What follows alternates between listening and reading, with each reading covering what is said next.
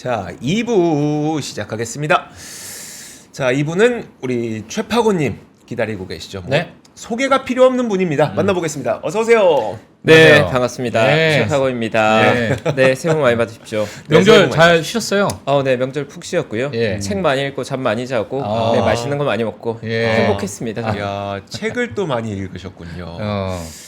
부끄럽습니다. 예. 먹기로만. 물어보지 말 걸 그랬어. 그러니까. 질문하기가 없나요? 잠도 많이 잤어요. 네. 알겠습니다. 자, 좋습니다. 오늘 제목이 예. 제가 너무 좋아하는 제목입니다. 네, 저의 희망입니다. 부자가 되는 방법. 부자가 되는 방법. 부자가 아, 되는 자, 방법. 오늘 어떤 이야기로 좀 네. 하실 예정입니까? 아마도 뭐 새해 되고 많은 분들 소망이 음. 건강하고 행복하고 또 돈 많이 버는 거잖아요. 네. 그래서 오늘 저는 어쨌든 자산관리사로서 일해왔는데 가끔 그런 소망이 있었어요. 예전에 2000년대 초반에 한국의 부자들이라고 해서 부자들에 관해서 굉장히 유명한 책이 있었는데 저도 언젠간 제가 만났던 그 부자분들, 특히나 부자분들 중에 제가 배울 점이 많았던 부자분들의 얘기를 한번 할 기회가 있으면 좋지 않을까 생각을 많이 했거든요. 근데 새해가 되고 어쨌든 명절 이후 첫 방송에서 뭔가 내가 만났던 부자들에 관한 이야기, 또 그분들로부터 제가 배웠던 것들을 네. 나눠보면 좋지 않을까 음. 생각해서 가져왔습니다. 좋아요, 좋아요. 예. 이건 주식 이외일 수도 있겠네요. 네, 사실 프라이빗 뱅커가 어떤 일을 하는지 잘 모르는 분들이 더 많을 것 같은데 사실 프라이빗 뱅커가 하는 일은 그야말로 보편적으로는 특히나 저는 제가 있는 지역의 좀 특성상 굉장히 거대한 부를 가지고 있는 분들이 그 부를 관리하는 걸 도와드리는 거니까 네. 저도 직업 자체가 부자를 만나는 게 사실 직업이죠. 네. 그래서 아마 뭐 제가 모시고 있는 고객분들의 총자산을 합하면 뭐 추정한 한 몇 조 단위는 될 것 같거든요. 제가 모신 고객분들이 부가. 네. 근데 그런 분들을 모시면 제가 느꼈던 뭔가 좀 다르구나라고 할 만한 것들이 많이 있었거든요. 그래서 저희 직업이 어떻게 보면 부자들을 많이 만나고 또 그분들하고 많이 소통하는 직업이다 보니 그 부자에 관한 이야기 또 그분들에게 배울 수 있는 점에 대해서 얘기하기에 아마 좋지 않을까. 네. 제가 다루기에 적절한 주제가 아닐까 생각합니다. 알겠습니다. 알겠습니다. 바로 시작하죠. 이거 뭐 예. 시간 끌 필요가 없습니다. 네. 처음은 어디입니까, 그러면? 네, 뭐 바로 본론 들어가면 또 예. 너무 기대감이 클 수 있으니까 누가 제일 그래요? 부자예요? 네, 나는 궁금한 게 그런 거야. 아주 소프트하게 얘기를 나누도록 예, 할게요. 네. 대답 피하셨어요. 예, 알겠습니다. 네, 아주 그냥 심플하게 예. 아주 간단한 피타이저로 이제 요즘 제가 뭔가 고객분들과 만나거나 아니면 밖에서 구독자분들 만날 때 저에게 가장 많이 질문하는 것 세 가지 질문을 제가 준비해 왔어요. 예. 거기에 대한 답변을 준비해 왔고 그리고 메인이 이제 많이들 궁금해하실 부자가 되는 건 어떤 걸까? 어떻게 하면 부자가 될 수 있는가에 대한 저의 생각. 예. 뭐 아주 특별한 내용은 사실 없습니다. 백투 베이직에 관한 얘기고요. 그리고 마지막으로 디저트로 시간이 조금 남는다면 제가 정말 좀 인상 깊었던 제가 만났던 정말 큰 부자분들로부터 배웠던 지혜 같은 것들을 좀 나누면 너무 좋을 것 같습니다. 알겠습니다. 네, 자, 그러면 뭐 자, Q&A 한번 들어가 볼까요? 네, Q&A 바로 한번 가보겠습니다. 네. 제가 반복적으로 받는 질문들인 것 같아요. 어. 반복적으로 받는 질문들인데 거기에 대한 답변을 제가 짧게 준비해봤고요. 아주 간단한 내용인데 예. 첫 번째로 많이 받는 질문은 이거죠. 많은 분들이 생각보다 투자가 어렵다는 질문들을 저에게 많이 하시더라고요. 네. 투자가 너무 어렵다. 뭐 내가 한 50년 동안 직장생활 열심히 하고 이제 은퇴할 때가 다가오는데 은퇴하고 이제 투자를 한번 해보려고 하는데 내가 안 했던 거라서 너무 어렵다. 혹은 내가 2020년도 코로나 이후로 주변 사람들이 투자를 많이 해서 나도 약간 트렌드에 편승해서 투자를 시작했는데 네. 어떻게 해야 될지 잘 모르겠다. 내가 잘하고 있는 건지 잘 모르겠다. 이런 말씀들을 많이 하거든요. 예. 근데 저는 너무너무나 공감하는 게 제가 2011년도에 증권사 처음 취업해서 프라이빗 뱅크로 이렇게 일하고 있을 때 그때 제가 근무하는 대우증권이 우리나라의 제일 큰 증권사였어요. 네. 근데 그때도 고객분의 증권사 오시 많이 하는 말씀이 대우증권 혹시 망하지 않나요? 뭐 증권사 부도나지 않아요? 그럴 때 제가 우리나라에서 가장 큰 증권사고 뭐 그런 대형 증권사 그렇게 쉽게 부도난 일은 없습니다라고 말씀드려도 그래도 원금 보장은 안 되죠. 이런 질문들이 되게 많으셨어요. 그러니까 제가 처음 프라이빗 뱅크로 일하던 2010년대 초반만 해도 강남권에서 고객분 한 30분 만나면 20분들이 원금 보장 상품 있나요? 라고 찾을 때였어요. 그러니까 바꿔서 말하면 조금 직설적으로 말씀드리면 정말 이게 투자라는 게 한국 사회에 잘 없구나라고 느꼈어요. 네. 그 당시엔 제가 조금 내가 직업을 잘못 선택했나라고 회의감이 약간 들 정도로 많은 분들이 원금 보장이란 전제를 가지고 자산 관리를 했었습니다. 네. 그러니까 그때만 해도 투자란 게 없었던 거죠. 근데 2020년도 코로나 이후로 바뀐 거예요. 그러니까 코로나 이전에는 국내 주식시장에 들어온 분들이 한 600만 명 정도였다고 하면 지금은 진입에 있는 분들이 1,600만 명이니까 투자 인구가 거의 3배 정도 폭증하니까 이건 대단한 거거든요. 몇십 년에 걸쳐 만들어진 600만 명이 불과 몇 년 사이에 3배 가까이 늘어난 거잖아요. 근데 그런 큰 변화의 초입에 있는 분들은 투자가 너무 어렵다라고 느낄 경우가 있을 것 같습니다. 근데 이제 제가 생각하기에 저야말로 많은 고객분들하고 투자에 관한 얘기를 많이 하거든요. 근데 제가 생각하는 투자는 별건 아닌 것 같고 결국 내가 가진 여유 자본을 어디에 둘 건가를 그냥 정하는 문제라고 생각하거든요. 과거에는 많은 분들이 나의 여유 자본을 그냥 은행에 맡겨뒀던 거고, 근데 이제는 다들 아는 거죠. 은행에 맡겨놓는 게 인플레로부터 나의 자산을 그렇게 방어해주지 못하고 뭐 원금은 보장되겠지만 그게 투자 성과는 안 만들어진다는 걸 알고 있다 보니까 이제는 고민하는 게 그럼 뭐 부동산에 투자하거나 아니면 주식에 투자하거나 둘 중에 하나까지 의사결정을 하는 거죠. 근데 과거에 한 뭐 거의 100년 가까운 세월 동안은 국내로 본다면 부동산이 훨씬 더 월등한 자산이었던 것 같아요. 네. 근데 저 개인적으로는 최근 제가 느낀 한 10년간의 변화를 보면 부동산 중심의 자산 관리에서 이제는 주식 중심의 자산 관리로 점진적으로 넘어오고 있다는 느낌을 받습니다. 근데 국내에서도요? 네, 국내에서도. 근데 이러한 변화는 한국의 문제는 아니고 뭐 미국이 됐든 일본이 됐든 다른 국가들, 유럽 국가들도 초기에 부동산 시장이 어느 정도 이상 성숙되고 나면 어떤 시장이 성숙하고 나면 성장 속도가 좀 둔화될 거잖아요. 네. 그러고 나면 주식 시장으로 자금 유입되면서 증시 규모가 커지는 형태의 패턴이 반복돼 왔던 거죠. 근데 한국도 제가 느끼기에는 지금 큰 금액의 부동산 500억 이상의 빌딩을 가진 대부분들이 고령층 고객분들이나 법인 고객들이고 그러한 자산을 상속받는 분들이 현금화한 상태의 상속이 이루어진다거나 왜냐하면 뭐 800억짜리 건물인데 자녀분들이 4-5명 그걸 지분대로 나눠 가지기보다 매각해서 나눠 갖거나 이런 경우가 많이 있거든요. 네. 그러니까 개인적으로는 뭐 부동산 쪽에서 주식시장으로 자금들이 조금 넘어오고 있는 시기라서 아마 지금 투자에 초입이 있는 분들이라면 저는 개인적으로는 부동산보다 주식이 조금 더 매력적인 선택이 아닐까 생각이 되고 게다가 주식 역시도 2017년부터는 한국 주식뿐만 아니라 글로벌 주식을 다 투자 가능하게 됐잖아요. 네. 미국 주식에 적응 가능해졌기 때문에 개인적으로 어차피 그냥 내가 여유 자금이 있는 거 가지고 은행에 예금으로 맡겨놓거나 적금으로 맡겨놨다면 예. 그걸 그냥 내가 정말 믿을 만한 기업에게 그냥 믿고 맡겨놓는다고 생각하시고 롱텀하게 그냥 가져가는 게 제가 보면 그냥 기본적인 투자거든요. 그러니까 뭔가 투자라고 뭔가 화려한 기술이 있고 고민을 되게 많이 해야 될 것 같지만 자산관리사로서 제가 드리는 제안은 그냥 세계 최고의 기업에 내가 가지고 여유자금 일부 그냥 맡기는 거죠. 나한테 뭐 여유자금이 한 뭐 1억쯤 있으면 그 중에 한 1,000만 원쯤 뭐 내가 좋아하는 내가 뭐 애플 아이폰 사용했다면 애플에 좀 맡기는 거고 또 다른 한 1,000만 원은 뭐 내가 윈도우 사용하니까 윈도우 가지고 있는 마이크로소프트에 맡기고 또 아마존 내가 쇼핑한 적 있으면 아마존에 맡기고 그 정도의 의사결정으로 롱텀하게 가져가 보는 게 제가 느끼기에 투자의 전부인 것 같거든요. 네. 그래서 실제로 제가 느끼기에는 영업 현장에서 만나는 고객들 중에 주식으로 뭐 30억, 50억, 뭐 100억 이렇게 버신 분들 중에서 의외로 많은 분들이 그냥 한 20년 전에 주식 사놓고 세월 지나니까 그렇게 됐어라고 하는 분이 많습니다. 네, 뭔가를 한 게 없어요. 네, 그냥 내가 생각에 좋은 회사라고 사둔 걸 10년, 20년 지나보니까 큰돈 되어 있다라고 하는 분들이 많이 있거든요. 그래서 투자가 어렵게 느껴진다면 저는 그냥 관점 자체를 뭔가 많이 하는 게 아니라 어차피 은행에 맡겨놓을 돈 가지고 그냥 내가 좋아하는 기업, 제일 좋은 기업에 돈을 맡기는 거죠. 그래서 그 좋은 기업을 찾는 기준이 뭔지 잘 모르겠으면 일단 전 세계에서 제일 좋은 기업으로 가는 거고 네. 그게 아니라 특정한 카테고리에 내가 관심이 있다면 그 카테고리의 넘버1을 투자해도 좋을 것 같아요. 뭐 예를 들면 GPU 시장이면 GPU 시장의 넘버1은 엔비디아인 것처럼 네. 하나의 장르에서 넘버1인 기업이 있을 거잖아요. 뭐 휴대폰의 넘버1 아니면 냉장고의 넘버1 아니면 내가 후라이팬을 이것저것 써봤는데 내가 좋아하는 후라이팬은 이 브랜드라고 하면 그 후라이팬으로 세계 1위 브랜드에 투자해도 좋은 투자가 될 거예요. 네. 커피라면 스타벅스. 예. 그렇게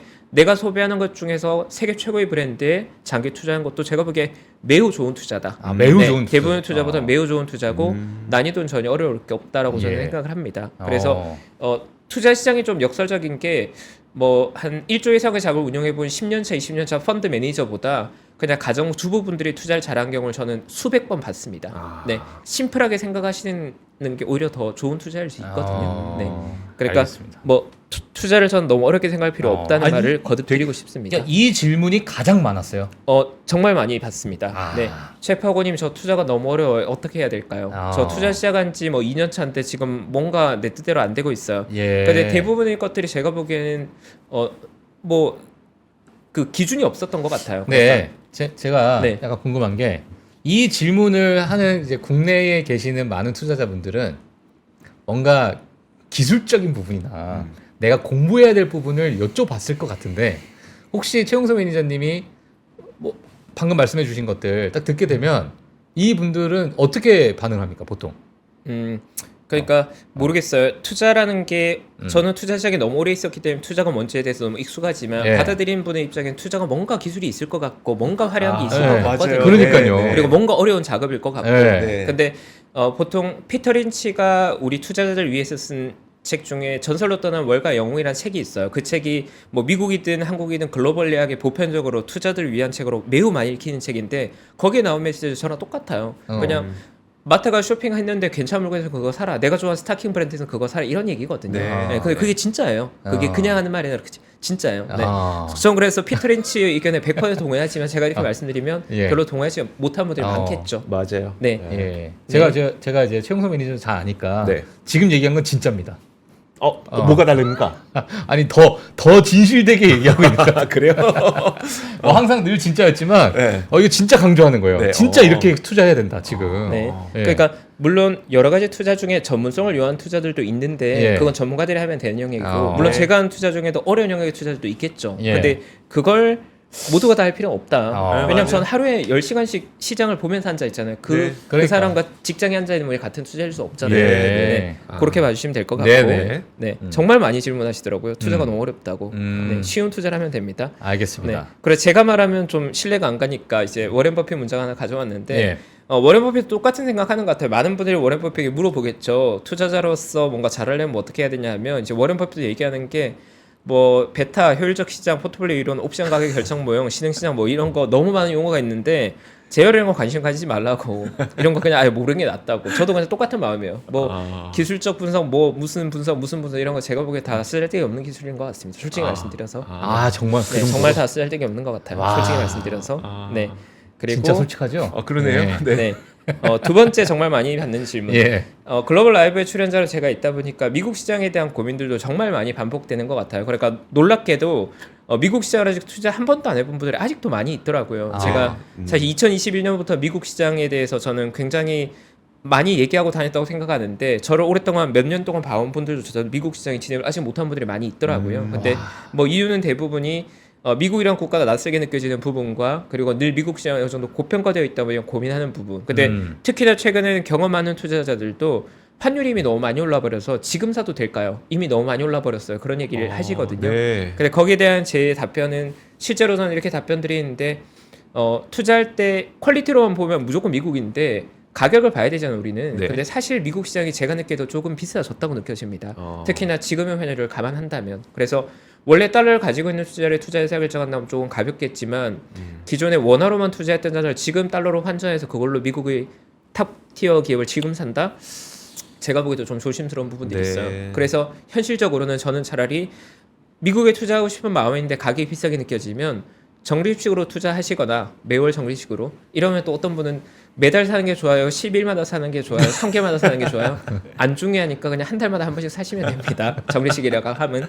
그리고 그게 아니라면 내가 투자하고자 하는 자금의 한 30-40% 혹은 한 50%만 투자하고 예. 조금 더 가격을 관찰하고도 나쁘진 않을 것 같아요. 아. 네. 그러니까 굉장히 좋은 퀄리티의 기업이 비싸게 거래된다면 아주 비싸다면 투자를 고민해 봐야겠지만 저는 아주 좋은 퀄리티의 자산들이 적당히 비싸게 거래된다면 투자해 두는 게 맞는 것 같거든요. 저의 경험에는. 그래서 예. 여전히 저는 미국이 매력적인 국가라고 생각하고 특히나 인공지능에 대한 산업이 가지고 올 볼륨, 그 부가가치의 볼륨을 생각해 보면 제가 보기에 미국에 투자하는 게 맞다고 여전히 저는 생각하고 있습니다. 국가는 당연히 미국에 대한 선호가 있고 예. 다만 가격이 비싸니까 그 부분을 고민할 필요는 있다 정도로 답변을 드리겠습니다. 네, 네. 알겠습니다. 그리고 마지막 제가 투자서 관련 얘기를 아무래도 많이 하고 제가 독서 관련 이미지가 좀 있어서 그런지 책의 추천에 관한 얘기를 정말 많이 해요. 예. 근데 제가 그렇게 많이 말씀드린 게 구루들의 책을 읽어라, 구루들의 텍스트 읽어라고 이렇게 말씀을 많이 드려도 그래서 무슨 책 이렇게 물어보시는 분이 너무 많으세요. 그러니까 예를 들어 미국 빅테크를 사세요, 인공지능 대용주를 사세요라고 해도 그래서 뭐 사면 되는데 이렇게 물어보시는 분들이 있거든요. 네네. 그것처럼 책도 그냥 제가 제목을 그냥 딱 찍었습니다. 이런 뭐 누가 또 출판업 업계하고 연관이 있는 거 아닌가 오해가 아. 생길 수 있을까 조심스럽지만 예. 제가 실제로 저는 인생을 바꿔준 책들이라는 책의 리스트를 저는 가지고 있어요. 박종원 팀장에게 제가 예전 전달해 준 적이 있는데 아마 맞아요. 까먹을 수도 있지만 예. 네, 제 인생을 바꿔준 책들 리스트가 대략 한 20권 정도가 있는데 그 중에 제가 생각하는 가장 중요한 책 상위에 있는 책들입니다. 그때 이제 저한테 채파고님이 내가 인생을 바꾸는 책들을 해가지고 본인이 이렇게 쫙 적었더라고요. 네. 그 수많은 책줄 중에 본인이 이렇게 선별해가지고 저한테 이제 그걸 넘겨주면서 나 이거 원래 내가 갖고 있는 하나의 리스트인데 너한테 처음 주는 거라고. 네. 지금 바로 여기다가 그냥 줬어 여기다가. 네. 예. 사실 저희 인생을 바꿔준 책들은 저에겐 소중한 책들이고 예. 그래서 사실 이 리스트를 누구한테 공유한 적은 저도 잘 없고 특히나 이런 방송에서 오픈해서 얘기한 건 처음인 것 같은데 예. 뭐 별건 아니지만 저에게는 소중한 의미가 있는 책들이고 총 7권의 책인데 결론은 미국의 진짜 올드 구루들, 진짜 리얼 구루들, 레전드들의 책을 읽으라는 거예요. 메시지는 앞에 있는 뭐 1877년, 1906년 이게 이분들이 태어난 해거든요. 그래서 네. 저는 실제로 제 책의 저자들이 몇 년도에 태어났는지를 연도별로 다 이렇게 정리해놨습니다. 몇 년도 몇 년생. 그래서 리스트 한번 다시 보시면 1877년에 제시 레이버머가 이 리스트 구루들 중에 가장 이제 옵이고요. 연장자. 화면 혹시 나오나요? 네. 화면 다시 한번 보여주세요. 네. 네. 그리고 그 다음에 앙드레 코스톨란이고 찰스 먼곡이고 이제 워렌 버핏동부터 이제 현재 살아계시죠. 점점 이제 레전드들이 떠나고 계신 거죠. 야. 속상하게도 아이고. 슬프게도. 네. 네. 예. 그래서 어쨌든 저런 책들이 저에게는 그냥 하는 말이 아니라 저의 인생을 바꿔줬던 것 같아요. 네. 저 책들 저 7권을 합하면 7권 합하면 50번 이상을 읽었을 것 같은데요. 뭐 어떤 책은 한 20번 읽었을 거고 어떤 책은 대여섯 번 읽었을 거고. 어쨌든 저에겐 너무나 중요한 책의 리스트고 예. 뭐 제가 아마 두 번 다시 이 책에 대해 얘기할 기회는 없을 것 같아서 마지막으로 저의 리스트를 바로 그냥 드립니다. 아유, 오늘은 네. 예. 요 정도로 소프트하게 이제 에피타이저를 먹고 예. 전체 먹었으니까 이제 메인으로 바로 갈게요. 알겠습니다. 메인 디시, 네. 메인 디시 메인 부자가 디시. 되는 방법. 네, 많은 분들이 이제 그런 것 같아요. 저한테 부자들 많이 만나고 주변에 돈 많은 사람 많을 건데 그럼 어떻게 하면 그렇게 부자가 될 수 있어요? 이런 질문들 많이 하시는 것 같거든요. 근데 이제 저는 그런 것 같아요. 제가 최근에 그 연휴에 이번에 읽었던 책이 뭐 저런 책이거든요. 당신도 뭐 느리게 늙을 수 있습니다. 그러니까 노화를 연장하는 방법, 노화를 좀 지연시키는 방법, 아니면 뭔가 글루코스 혁명이라고 해서 탄수화물을 먹는데 혈당량을 관리해서 더 건강하게 사는 법 이런 책들인데 그러니까 결론적으로 건강에 관한 책들인데 그 건강하게 사는 법의 책들을 읽어보면 공통된 의견은 뭐냐 하면 결국은 이게 특정한 뭔가를 좋은 걸 먹는다거나 뭔가 네. 비법이 있거나 이런 게 아니라 좋은 습관이 누적됐을 때 그냥 건강한 구간이 지속된다는 얘기를 하거든요. 네. 그러니까 결국 이제 제가 느끼기에 많은 것들이 전 습관에 관한 책들을 정말 많이 읽은 편인데 뭐 모릴브의 저자인 미하일 칙샌디미어의 책도 정말 너무나 달게 읽었었고 헤빗의 저자인 헤빗도 너무나 잘 읽었고 뭐 아토믹 헤빗이나 뭐 여러 가지 어떤 습관이나 자기계발서에서 정말 많이 얘기하지만 결국 인간은 습관의 결과물이거든요. 우리가 만들어지는 거. 예를 들면 제가 그렇게 뭐 아는 건 많이 없지만 그래도 비교적 뭔가 투자에 대해서 얘기 나눌 수 있는 이유는 일주일에 그래도 10시간씩 책을 지난 10년간 매주 읽어왔기 때문이거든요. 어쨌든 다른 사람들보다는 한 4, 5천 시간 책을 상대로 많이 읽었으니까 그게 누적된 결과물이 만들어지는 거거든요. 그래서 제가 느끼기에는 부유함이란 것도 거의 완전히 동일한 속성을 저는 가지고 있다고 생각합니다. 그러니까 많은 분들은 뭔가 부유함이란 게 갑자기 막 빵 하고 나타날 것 같은데 제가 생각하는 진짜 부자는 긴 세월에 걸친 좋은 습관, 특히나 경제적인 습관의 결과물이라고 저는 바라봅니다. 거기에 조금 운이 작용하면 아주 큰 부자가 되는 거고 특별히 운이 작용하지 않아도 어느 정도의 부자가 되는 데는 전혀 문제가 없다는 생각을 가지고 있습니다. 그런 전제로 내용을 들어가 볼게요. 예. 네, 자산관리사인 제가 생각하는 첫 번째 스텝은 일단은 지출을 관리하는 게 저는 절대적으로 중요하다는 조언을 드리고 싶습니다. 네, 많은 분들이 뭔가 투자를 잘해야 부자가 될 것 같다는 환상을 가지고 있지만 실제로 많은 부자들, 특히나 부유함을 선천적으로 가지고 있는 분들의 핵심은 제가 느끼기에는 지출의 관리가 매우 그 핵심이 있다고 저는 여러 번 느낍니다.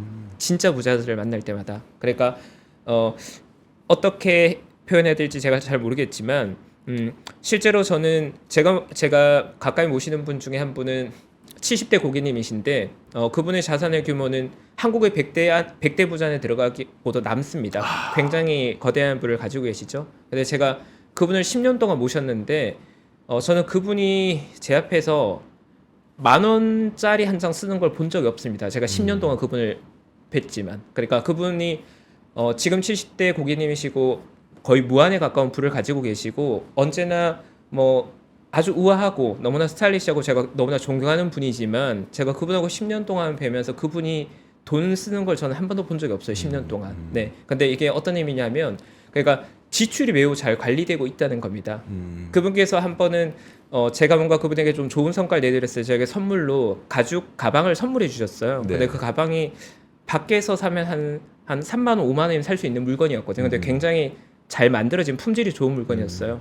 제가 그 가방을 진짜 감사함으로 3년을 썼거든요. 근데 그런 것처럼 기본적으로 진짜 부유함을 갖춘 분들은 그 지출이라는 게 굉장히 잘 통제되어 있어요. 그러니까 그게 약간 물 부라는 게 함부로 쓰게 되면 물이 새어나가듯이 지출되어 버리니까 굉장히 돈이란 것 자체에 소중하게 의미를 가지고 있고 이거는 이게 그 느껴보지 못한 분들이 어떻게 전달될지 모르겠지만 이 돈을 아끼는 거와는 전혀 다른 거예요. 안 그리고 쓰는 그런 게 분들이- 아니라는 거죠? 네, 아닙니다. 그런 분들이 의미 있는 일이라고 생각되면 사회에 뭔가 의미 있는 일이라고 생각하면 한 번에 1억도 쓰시고 10억도 쓰시는 분이에요. 하지만 무의미한 것에 돈을 쓰지 않는다는 의미입니다. 네. 그리고 또 다른 분도 역시나 저에게 많은 영감을 주는 저희 멘토 같은 분인데 그분 역시도 뭐 자산으로 따지면 몇백억대의 자산가신데 그분하고 제가 식사를 할 때 늘 제가 그런 걸 느끼는 게 제가 늘 고객을 식사를 모시는 입장에 제가 그분 한 10년 모셨는데 제가 식사를 모시잖아요. 근데 그러면 당연히 저희는 고객을 위한 비용들이 회사에 준비되어 있으니까 회사의 비용으로 그분을 식사를 대접하는데 가끔 그분이 예를 들어 평소에 그냥 10,000원짜리 20,000원짜리 밥을 먹다가 가끔 그분이 야 최창 오늘 좀 좋은 거 먹자라고 해서 가끔 한 5만 원짜리 밥을 먹을 때가 있거든요. 네. 5만 원, 6만 원짜리 밥을 먹을 때가 있거든요. 그러면 그런 날은 그분은 저에게 뭔가 평소에 한 10억 이렇게 주문 내던 분이 그 한 달에 뭐 100억, 200억 정도 주문을 내실 때 가끔 그런 호사를 약간 누리는 거예요. 네. 그러니까 그럴 때 제가 느끼는 게 이분들에게 이 돈이라는 건 의미 없지 않구나. 그러니까 굉장히 의미 있으면서 뭔가 내가 평소에 10,000원, 20,000원짜리 밥 먹다가 5만, 6만짜리 밥 먹는다는 건 뭔가 이분이 나에게 뭔가를 해줄 준비가 되어 있는 거구나. 그러니까 제가 쓸 수 있는 비용이나 저의 돈도 그분이 가볍게 여기지 않는다는 느낌을 되게 많이 받았거든요. 근데 제가 만났던 부유함을 갖춘 분들은 명확하게 지출의 관리가 매우 잘 통제되어 체화되어 있는 거예요. 네. 그러니까 뭐 굳이 디테일하게 뭐 20년째 같은 가방을 메고 다닌다 혹은 뭐 낡은 옷을 오래 입었다 그런 표현이 아니라 제가 아까 말씀드린 이러한 부유한 분들은 당연히 뭐 가지고 있는 물건이나 소비하는 것들은 굉장히 하이엔드 레벨에 있죠. 좋은 옷들을 입으시고 몇백만짜리 코트, 몇천만짜리 뭐 모피코트 그런 좋은 물건들을 가지고 있지만 그런 거 외에 보편적인 지출은 매우 잘 통제되어 있습니다. 근데 제가 느끼기에 그건 그분들이 부자가 되고 나서 그렇게 됐다기보다는 얘기를 들어보면 20대, 30대에도 그렇게 생활에 오신 거예요. 50년 넘게. 그래서 쓸모없는 지출이 이루어지지 않게. 그래서 제가 누군가에 만약에 저에게 부자가 되려면 어떻게 해야 되라고 하면 제가 반드시 강조하고 싶은 건 지출의 통제가 완벽해야 된다 말씀을 드리고 싶습니다. 이거는 구두쇠처럼 돈을 아껴야 된다는 의미하고는 다른 거예요. 돈을 의미 없는 데 쓰지 않는다는 의미입니다. 지금 되게 공감 많이 하세요. 네. 네. 지금 완전 공감하고 계세요. 지금. 그러니까 제가 볼 때는 이거 사우디 왕자가 좀 봐야 돼요 이 방송을. 왜요? 걔네 뭐 슈퍼카 막 30개씩 사고 그게 통제된 겁니다. 통제된 거예요? 그들에게는 그게 아. 통제된 거죠. 그렇죠? 많이 아껴서 아끼고 있는 거구나. 내가 부가티 살라 그랬는데 람보를 네. 막는 거죠. 통제돼서. 그러니까 제가 만났던 진짜 부자들은 예를 들어서 정말 그분의 부가 무한대인 분들 저 만나거든요. 예. 1,000억을 작게 생각하는 부자분들도 저 만나본 적이 많이 있죠. 1,000억이 작다고 생각하시는 부자분들 만나봤지만 그분들도 제가 저희 법인카드 비용으로 10,000원짜리 점심 식사를 대접해드려도 굉장히 감사했습니다. 최천현 덕분에 오늘 맛있는 거 먹네. 덕분에 오랜만에 외식하네 이렇게 생각을 하셨어요. 최천현 덕분에 오랜만에 맛있는 음식 먹어서 좋다 이렇게 말씀하시거든요. 그런 거에서 저는 정말 이거다. 이게 정말 부유함의 근원에 있다라고 생각을 했습니다. 언제나. 제가 이거는 주제와 좀 다른 질문일 수 있을 것 같은데 그냥 제가 여쭤보고 싶어가지고 네. 돈을 많이 번 사람들이 나중에 올바른 습관과 어떠한 그런 성향 또는 본인의 철학이 생길 가능성이 높습니까? 아니면 그런 철학을 갖고 있는 사람이 돈을 많이 벌 가능성이 높습니까? 제가 느끼는 건 예.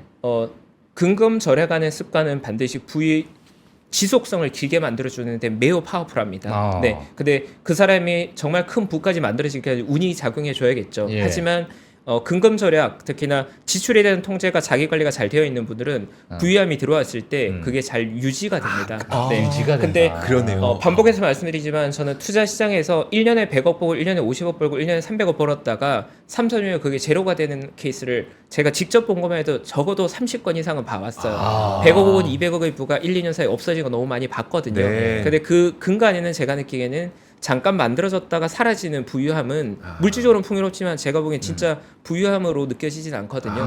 근데 그런 것들이 지속성 있게 한 대, 두 대, 세 대, 3세대 뭐 50년, 100년에 유지되기 위해서는 반드시 이런 소프트웨어적인 속성이 필요하다고 저는 느낍니다. 그러니까 하드웨어적으로 2, 300원 뻥 벌 수 있는데 그게 대를 모아서 어떤 가문의 문화가 되고 정말 세습되기 위해서는 이런 소프트웨어적인 감성적인 것들이 굉장히 중요하다고 느끼는 거죠. 와, 네. 멋있다. 알겠습니다. 네, 이건 제가 진심으로 중요하게 생각하는 네. 가치관입니다. 네. 네. 그리고 두 번째로 뭐 중요한 내용이 나와서 이런 세부적인 내용을 약간 생략해도 될 것 같고 네. 시간을 또 너무 많이 쓰면 안 되니까. 두 번째로. 네. 네. 두 번째는 당연하지만 지출 관리만으로 되지 않고 소득을 늘리는 과정이 반드시 필요합니다. 네, 그러니까 제가 만난 많은 풍요로움을 가진 분들 대부분은 사실 투자 소득으로 부자가 된 분들보다는 본업을 통해서 큰 소득을 얻은 분들이 당연히 압도적으로 더 많았습니다. 그러니까 그거는 뭔가 닥터로서 내가 의사인데 의사로서 평범한 소득 수준에 뭐 예를 들어 1년에 뭐 2, 3억 정도 평범한 레벨이라면 그 의사 본업에서 뭔가 자기 영역을 개척해서 뭐 연봉 2, 3억에서 연봉 2, 30억까지 레벨업 한 분들이나 네. 뭐 1년에 2, 30억이라고 굉장히 아주 크게 느껴지는 분들도 있겠지만 실제로 세금 떼고 나면 그걸로도 아주 큰 부자가 되기엔 좀 부족할 수 있는 거거든요. 뭐 기준에 따라 다르겠지만 근데 그런 분들은 그 정도로 높은 소득을 관리까지 잘해서 투자 성과까지 만들어서 엄청나게 큰 부를 만들어내는 케이스 아니면 급여 소득자라고 하더라도 조금 다양한 소득원을 만들어내는 거죠. 예를 들어서 뭐 연봉은 평범한 우리 대기업 직장인처럼 받는데 그런 소득을 잘 아껴서 그걸 가지고 뭐 오피스텔 건물 같은 걸 좋은 가격에 사거나 아니면 뭐 월세 소득이 나올 만한 물건을 하거나 상가 건물 같은 걸 돈을 모으거나 기회 될 때마다 모아서 절약해서 소득의 기본 체력들을 좀 늘려놓는 거죠. 네. 그래서 만약에 저한테 어떤 분이 그냥 평범한 월급쟁이가 그냥 월급 받아 생활하는데 부자가 될 방법이 있냐고 물으면 제가 느끼기에는 현실적으로 좀 제한되어 있는 건 사실인 것 같아요. 그러니까 그건 어떤 말이냐면 우리가 서울대학교를 가고 싶은 건 누구나 다 꿈꿀 거잖아요. 근데 1시간만 공부하고 서울대 가는 것보다는 한 10시간 공부하고 서울대 가는 게 쉽잖아요. 네. 그러니까 제가 느끼기에 소득의 문제는 어차피 부자가 되는 건데 소득이 너무 제한되어 있으면 제가 느끼기에는 10시간 공부해도 1시간만 공부하는 겁니다. 네. 예를 들면 저도 그렇죠. 저는 근로소득이 있죠. 전 아침에 출근해서 저희까지 생각하는 근로소득이 있고 당연히 뭐 예상하기 쉽겠지만 저희 근로소득 레벨은 꽤 높을 겁니다. 하지만 퇴근하고 저도 역시나 3프로TV에서 뭔가 활동을 하고 있고 또 주말이나 아니면 퇴근 이후의 시간도 외부에 강연을 나가서 외부 분들 많이 만나거든요. 그럼 당연히 강연료나 근로소득 외의 소득도 많이 생길 거잖아요. 그러한 것들이 소득이 다양화되는 구조인 거거든요. 그러니까 요즘은 특히나 근로자가 근로소득만으로 생활하지 않고 뭐 책을 저자로서 인세를 받는다거나 유튜브를 운영한다거나 아니면 뭔가 자기 재능을 활용해서 부업을 한다거나 해서 소득원이 다양화되는 경우가 많이 있거든요. 굉장히 다양하잖아요. 그래서 그러한 형태로 기본적인 소득을 늘려놓는 게 당연히 부자가 될 확률을 높이는 일이고 소득은 소득과 투자 차익과 소득의 차이는 뭐냐면 이 소득은 예측 가능한 영역이 있는 거잖아요. 맞아요. 투자로 차이 나는 건 잘 될 수도 있는데 잘 안 되면 어떡할? 그렇죠. 네. 그러니까 내가 소득이 너무 제한이 있어서 투자 엄청나게 잘해서 소득을 만들고 싶다고 하면 제가 보기에는 뭔가 기본 틀에서는 좀 벗어나 있는 방향인 것 같아요. 제가 느끼기에. 그래서 대부분의 케이스는 소득을 어느 정도 이상의 벌크업을 시켜놓고 그 소득 내에서 잘 지출대 통제를 하면 여유 자금이 남을 거잖아요. 그 여유 자금이 있어야지 투자에 들어갈 수가 있는 거거든요. 네. 그러니까 만약 어떤 분이 내가 1년에 뭐 연봉이 뭐 한 8천만 원인데 지출은 1년에 한 6천만 원이고 1년에 남는 돈은 2천만 원밖에 없어. 그래서 일단 은행에 가서 마통 뚫어서 한 2억 정도 마통 뭐 2억까지도 안 나오겠지만 어쨌든 뭐 1억 5천 마통 뚫어서 그걸로 투자하려고 하는데 그걸로 뭘 투자하면 될까요, 선생님이라고 물으면 저한테는 솔직한 저의 마음은 지금 상황은 투자할 수 있는 상황이 아닙니다라고 저는 말씀을 드릴 것 같아요. 솔직히 네, 말씀드려서. 그렇겠네요. 네, 아유. 그러니까 제가 거듭 강조하는 건 뭔가 소득을 늘리고 싶으면 소득이 제한된 우리가 모두 다 가지고 있는 제약이잖아요. 근데 그걸 해결하기 위한 뭔가 투자가 마법 같은 거로 생각하기 시작하면 이미 스타트가 잘못됐다고 저는 느끼는 거죠. 네, 뭔가 내가 하루에 1시간만 공부해서 서울대 갈 거라고 하면 이 투입 인풋과 아웃풋이 뭔가 안 나오는 거잖아요. 네. 그러니까 소득이 너무 제한적이라면 사실은 투자 단계로 넘어가기가 좀 현실적으로 제약이 있다는 거죠. 맞아요. 네, 물론 뭐 각자의 상황들이 다 있기 때문에 여러 가지 형태의 뭐 상황들이 물론 다 각자 있겠지만 기본적으로는 어쨌든 소득을 어느 정도 이상 레벨은 나와줘야지 거기 필수적인 지출을 빼고 투자를 여러 개 만들어진다는 그렇죠. 거죠. 네. 아. 그래서 제가 제안드리는 건 소득이 생각보다 근로소득만 있다라고 제한하면 거기부터 이미 생각은 가능성 좀 닫히는 것 같고 그 외의 소득의 가능성을 많이 열어놓는 게 저는 맞다는 생각입니다. 최근에 이제 영끌이라는 단어가 정말 많이 나오고 있는 상황도 어찌 보면은 지금 방금 최파고님이 말씀하시는 그런 부분과 약간의 결이 좀 비슷한 것 같아요. 영끌이라는 표현 자체가 내가 생각한, 그러니까 내가 감당할 수 있는 내 근로소득 안에서 감당할 수 있는 정도의 어떤 레버리지를 쓴 게 아니라 정말 모든 레버리지 다 쓰는 것 자체를 우리가 빗대어서 영끌이라는 표현을 쓰니까 그게 나의 어떤 한계를 좀 넘어서는 그러한 투자의 어떤 방향이 아닐까. 네. 뭐 이런 것들이 지금 방금 최파고님이 또 말씀하신 것 좀 비슷한 것 같네요. 네. 또. 근데 저는 사실 영끌이라고 하는 표현이 사실 본질적으로 투자로 따지면 극대화된 레버리지인데 생각을 해보죠. 2009년도부터 2008년부터 만들어진 저금리 시대가 2021년까지 지속됐는데 10년 정도의 제로금리 시대 마지막 2021 마지막 1, 2년 정도였잖아요. 투자에 있어서 황금기의 마지막 클라이막스였으니까 그러한 선택을 개인들이나 투자자들이 한 거에 대해서 저는 본능적으로 맞는 선택이었다고 생각을 합니다. 예, 근데 문제는 그 시대가 이제 살짝 지났다는 거예요. 지금 시대는 이제 영끌 시대는 쉽지 않다는 거예요.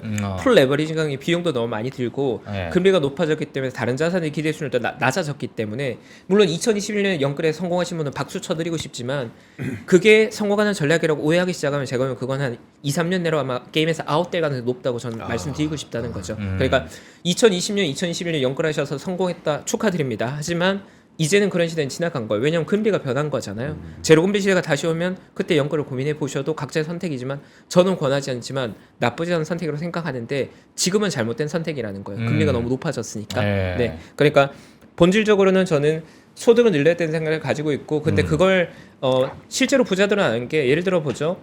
실제로 주식 투자로 50억 벌었다, 100억 벌었다, 20억 벌었다는 많은 저자들이 있고 유튜버들이 많이 있는데 네. 그분들이 자기들이 원하는 만큼의 부를 얻고 나서 하는 걸 보면 그런 본인의 경험으로 책을 팔거나 컨텐츠를 파는 거잖아요. 맞아요. 그분들이 이미 알고 있는 게 투자 성과로 내가 100억, 200억의 부를 잃었지만 이게 원샷에서 벌었지만 이걸로 같은 전략으로 1000억, 2000억 못 가는 거 알고 있거든요. 그래서 그분들도 소득을 늘리는 형태로 간 거예요. 맞아요. 투자에 정말 잘했다면 100억 10억으로 100억 벌었으면 100억으로 1000억 가면 되는데 뭐하러 저자 활동을 컨텐츠 팔겠어요. 그분들도 소득을 늘리는 활동을 하고 있는 겁니다. 그게 본질이에요. 제가 예전에 한번 박 팀장님한테 집에 가는 길에 그 말씀드린 적 있었는데 저 어렸을 때 저 때 딱 사회 들어갈 때 재테크 일타 강사가 있었어요. 그분이 그러면은 이제 그분 되게 많은 부를 이루셨는데 거기 이제 그 책을 보면은 뭐 어떻게 투자해야 되고 무슨 펀드를 해야 되고 막 이런 것들이 있는데 결국 그 사람이 이룬 부는 강연료였어요. 맞아요. 네. 소득이었어요. 너무 허무하지만 씁쓸하네. 너무 허무하지만 아니 그러니까 주객이 전도되면 안 된다는 거죠. 맞습니다. 네. 실제로 뭐 우리나라에 누구나 알만한 주식 투자로 뭐 500억 이상을 벌었다 1000억 벌었다는 투자자들 중에도 그분들이 자기들이 직접 쓴 책의 내용들을 보면 자기가 뭐 30대 주식 투자에서 그냥 완전 제로 베이스가 다 털렸는데 그 경험으로 주식 강의에서 한비천을 벌어서 뭐 그걸로 1, 2억 정도의 자본금을 마련해서 그걸로 다시 투자에 성공해서 재개했다 이런 말들이 있거든요. 그러니까 실제로 그러한 게 투자에 실패해도 소득이 있으면 버텨낼 수 있는 거거든요. 새롭게 도전할 수 있는 거죠. 근데 소득이 없고 그냥 투자로 원샷 게임이면 투자 성과는 좋을 때도 있고 안 좋을 때 있으니까 안 좋을 때 아웃되겠죠. 근데 소득은 기본 체력인 거거든요. 그냥 체력이 받쳐져 있으면 그러네요. 뭔가 쇼크가 와도 회복 가능하다는 거죠. 그래서 알겠습니다. 투자에 대한 고민하기 전에 저는 지출과 소득 먼저 고민하라는 조언을 꼭 드리고 싶습니다. 알겠습니다. 이게 뼈 때리는데 네. 이거는 진지한 이야기입니다. 네. 세 번째 스텝 한번 네. 가볼까요? 마지막 그러면? 이제 본론인데 네. 지출과 소득이 준비가 되면 이제 그때 저는 투자를 시작할 수 있다고 생각을 합니다. 그때부터 이제 투자가 시작되는 거예요. 네. 그래서 투자 시작할 수 있는데 이제 이런 것 같아요. 내가 투자라는 목적이 사람마다 다 다를 거예요. 그럼 예를 들어서 내가 한 달에 뭐 예를 들어 월 소득이 한 500만 원 되는데 그 중에 한 300만 지출하고 200만 여유 자금이 있는데 그 200만 원을 가지고 뭔가 목돈을 만들고 싶다고 하면 저는 크게 고민하지 않고 어렵게 생각하지 말고 그냥 그 자금 가지고 좋은 회사들 분할해서 사모으는 것도 나쁘지 않은 전략이라고 생각을 합니다. 근데 만약에 나의 목적이 그런 게 아니라 내가 뭔가 좀 투자를 통해서 장기적으로 자본 차익을 얻고 싶어라는 분이 있을 수 있잖아요. 실제로 제가 뭐 상담받는 케이스 보면 제가 연소득이 한 5억 정도 되고 1년 지출이 한 1억 5천 정도 되는데 세금 떼고 여유자금 1년에 한 2, 3억 정도 모이는데 내가 2, 3억 정도의 자본을 장기적으로 저축해서 한 100억 이상의 자산가가 되고 싶다. 구체적인 목표가 있는 분이죠. 그런 분들이 저에게 만약 물어본다면 저는 이 정도 세 가지 조언을 드릴 것 같아요. 실제로 저희가 그런 상담을 하는 경우도 꽤나 많이 있고 예. 첫 번째로는 투자를 통해서 50억 혹은 100억 아니 200억 구체적인 어떤 목표를 이루려고 하면 제가 느끼기에 첫 번째로 필요한 역량은 투자에 대해서 평가할 능력을 갖추고 있어야 됩니다. 그러니까 이걸 풀어서 설명해 볼게요. 제가 만났던 많은 부자들 특히나 100억 이상의 자산가들은 예를 들어 부동산으로 그 정도의 부를 이룬 분이라고 하면 부동산 시장의 일정 수준 이상의 전문가에 거의 근접할 정도의 수준의 지식 수준을 가지고 있었어요. 그래서 그분들은 주식시장으로 오면 저에게 투자 결정을 물어보고 최창 이거 사도 돼? 이거 1,000만 원만 살까? 이렇게 말씀하시지만 부동산 시장으로 가면 그건 그분들이 노는 물이 완전 달랐어요. 네. 120억짜리 건물에 월세 4천만 원 나와 그럼 훌륭하네. 은행 대출 몇 % 끼고 하면 월세 얼마 나오게 됐어. 딱 나오고 상가 입지 나오고 최근 한 10년간 트렌드, 향후 5년간 이 입지에 따른 바뀌는 그런 트렌드를 다 알고 있었거든요. 그러니까 바꿔 말하면 그분들은 자기가 부동산으로 돈을 벌려고 하면 그 영역에 대한 일정 수준의 전문 지식을 가지고 있었다는 거거든요. 그러면 바꿔서 만약에 어떤 분께서 한 매년 3, 4억 정도의 부를 한 롱텀하게 투자해서 그걸로 한 100억 정도의 자본을 만들고 싶다라고 하면 그분에게 그걸 어떤 영역에서 투자하고 싶은지 물어볼 겁니다. 그리고 그분에게 만약에 국내 주식이 됐던 아니면 해외 주식이 됐던 아니면 글로벌 주식이 됐던 그 영역에 만약에 투자한다고 하면 저는 일단은 투자에 대해 평가할 역량부터 갖추란 말씀을 드릴 것 같아요. 그러니까 이거는 만약에 내가 본업이 바쁘고 투자에 대해 갖출 정도의 여유가 없는 사람이라고 하면 저는 차라리 투자에 대해를 평가할 정도의 역량을 가진 파트너를 찾으면 되는 거잖아요. 뭐 아주 뛰어난 뭐 자기 지인이 됐든지 투자 멘토가 됐든지 아니면 뭐 저희 같은 훌륭한 사람이 됐든지 그런 도움을 받아서라도 투자에 대한 평가 역량이 있어야지 제가 느끼기에는 넥스트 스텝으로 나아갈 수 있습니다. 네. 그러니까 조금 더 구체적으로 말한다면 내가 어떠한 투자안을 했을 때 이게 타이밍에 베팅하고 있는 건지 타이밍에 베팅한다는 걸 바꿔놓으면 내가 1억을 베팅했는데 잘 되면 1억 5천 잘 안 되면 7천 이번에 못 맞추면 끝나는 게임 그런 형태의 타이밍 게임인 건지 아니면 내가 1억을 투자하면 한 2, 3년 동안은 별 재미없겠지만 5년 후 10년 후 보면 되게 매력적인 한 두세 배 갈 수 있는 투자안인지 혹은 뭐 1억 정도 투자했는데 결과는 잘 알 수 없지만 잘 되면 한 20배 갈 수 있는 투자안인지에 대한 이해를 해야 된다는 거죠. 뭐 스타트업에 대한 벤처 캐피탈 투자나 이런 것들은 예측 가능성은 낮지만 잘 됐을 때는 몇십 배 터질 수 있는 그런 투자 아이디어겠죠. 그런 형태의 평가 능력이 필요하고 그리고 두 번째는 장기적으로 생각하기에 저는 매우 중요하다고 생각합니다. 뭐 구체적인 내용을 말하면 시간이 너무 오버될까 조심스럽긴 한데 기본적으로 제가 여러 번 반복해서 말씀드리지만 자산가들 특히나 100억, 200억, 300억대 자산가들은 거의 대부분이 다 부유함을 만들어질까지 물리적인 시간이 오래 걸릴 거라는 다 알고 있었고 서두르지 않았어요 별로. 네, 그분들한테 제가 얘기 들어보면 회장님 그러면 30대 40대 때도 회장님이 경제로 풍요로워질 거 알고 있었어요 라고 여쭤보면 젊을 땐 고생한 적이 있었지만 40대 50대 되고 나서 내가 어느 정도 이상 레벨은 갈 거라고 이미 알고 있었다 말씀들을 하시거든요. 20년 전 30년 전에. 그러니까 방향을 정하고 나면 그 다음에 시간이 해결해 준다 문제인 거죠. 네. 그리고 결코 서두르지 않습니다. 그분들은. 그러니까 그분들은 내가 조금 리스크 테이크가 좀 더 먹을 거 있어도 나 그건 잘 모르니까 그냥 배제하고 내가 자신 있는 길, 안전한 길로 간다는 거예요. 안전한 길에 적당히 먹을 게 있으면 그쪽 길로 간다는 겁니다. 그건 조금 저희 용어로 바꿔 말하면 기대 수익률보다 예측 가능성이 훨씬 더 높다는 거죠. 예측 가능성이 낮다면 불확실하다면 그분들은 별로 관심 없어 하시는 것 같아요. 네. 그리고 마지막 조언은 그럼에도 불구하고 투자는 확률 게임이기 때문에 운이 작용하는 게임이라는 걸 반드시 이해를 해야 됩니다. 그러니까 많은 분들이 이거 분명히 될 것 같아. 확신을 가지고 베팅하는 데서 많이들 망가지시거든요. 특히나 제가 만났던 자산가 부자들은 그런 식으로 베팅하지 않습니다. 특정 영역에 이거 무조건이야 아니면 이거에 엄청 많이 베팅 이런 거 거의 없다고 보셔도 될 것 같아요. 조금 더 자연스럽고 힘 빼고 그냥 방향 설정하고 천천히 부자가 되셨던 것 같아요. 네, 그래서 모르겠습니다. 저도 많은 부자분들을 만나고 그분들의 삶에 대해서 많이 얘기를 나누지만 세월 지나고 보니까 그분들이 엄청난 부를 이뤘는데 그분들한테 좀 비법 알려주세요, 뭔가 가르쳐주세요라고 하면 진짜 그분들도 별로 얘기해줄 건 별로 없으실 것 같아요. 네, 왜냐하면 좋은 방향을 설정하고 나면 시간이 걸리면 어. 작은 부자가 됐든 큰 부자가 되든 안 알고 계시거든요. 그래서 제가 느끼기에 그건 좋은 습관을 만들고 나서 그 후에는 실수하지 않는 게임에 좀 더 가까운 것 같아요. 그러니까 좋은 습관을 만들어서 어느 정도 부여를 만들었을 때 뭔가 너무 과도한 베팅을 하거나 아니면 뭐 너무 무리한 선택을 한다거나 그런 것만 아니라면 시간이 지났을 때 어느 정도 이상의 부여하면 만들어진다고 저는 느낍니다. 언제나. 네. 예. 그리고 저에게 주는 시간은 2분 남았나요? 시간이 약간 넘었죠. 마지막. 네. 네, 마지막 1분. 네. 네. 그래서 마지막 에피소드로 사실 제가 만난 부자들에 관한 이야기를 해드리고 싶은데 시간이 없으니까 그냥 결론만 간단히 할게요. 네. 저도 프라이빗 뱅커가 됐던 아주 큰 이유 중에 하나가 부자가 되고 싶었습니다. 부자가 되고 싶었고 지금은 그때보다 더 많이 부자가 되고 싶어요. 전 당연히 부자가 목표인 사람입니다. 전 제가 부자가 될 거라고 생각하고 있고 믿고 있어요.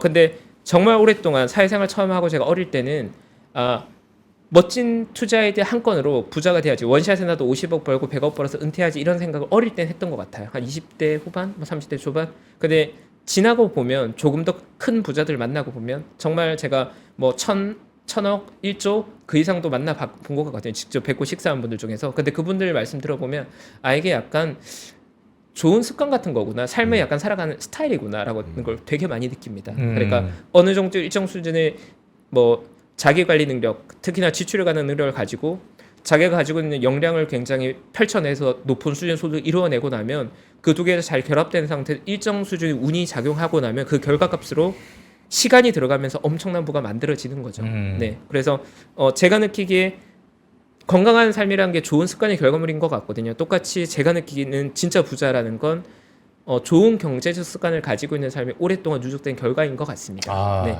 물리적 부의 크기는 중요하지 않은 것 같아요. 예. 그래서 저희 어쨌든 지나온 경험은 너무나 심플하지만 예. 부유함 혹은 부자라는 거 역시도 좋은 습관의 결과물이다. 우리 인간은 습관의 결과물이라는 말씀을 마지막으로 드리고 싶습니다. 예. 저는 오늘 마치 하워드 막스의 인터뷰를 본 듯한 그런 감흥이 참 많이 생각하게 만드는. 그러니까요. 예. 시간이 너무 예. 많이 걸리네요. 잠깐만 좀 생각 좀 더 할게요. 그러니까 좀 네. 곱씹어야 됩니다. 됐다. 다 했다. 좋습니다. 야, 자, 정말. 셰프님. 예. 자, 이 영상은 뭐 또 다시 보기 하면서 본인이 약간의 좀 흔들린다면 네. 또 이 영상 통해서 많이 더 마음을 좀 다시 잡는 그런 부분이 되지 그런 않을까. 기회가 됐으면 좋겠습니다. 예, 사실 이제 최영선 매니저님이 이런 게 많이 있어요. 이런 레퍼토리 오늘 근데 많이 다 쏟아냈어요. 예. 그렇구나. 그 다음 방송이 재미없을 수도 있습니다. 그러니까 최워드 막스. 자, 우리 최워드 막스님과 함께하는 시간이었습니다. 예. 자, 새해 이제 음력으로 새해 네. 어떻게 보면은 이제 그러니까 정초부터 네. 자, 우리에게 부자가 될 수 있는 직접 부자들로부터 느꼈던 인사이트들 저희한테 전해주셨습니다. 자, 최퍼고님 오늘 보내드리도록 하겠습니다. 고맙습니다. 네, 고맙습니다. 감사합니다. 새해 복 많이 받으세요. 예, 새해 복 부자 많이 되세요. 받으세요. 네. 네. 부자 되세요. 감사합니다. 부자 예. 되세요. 네.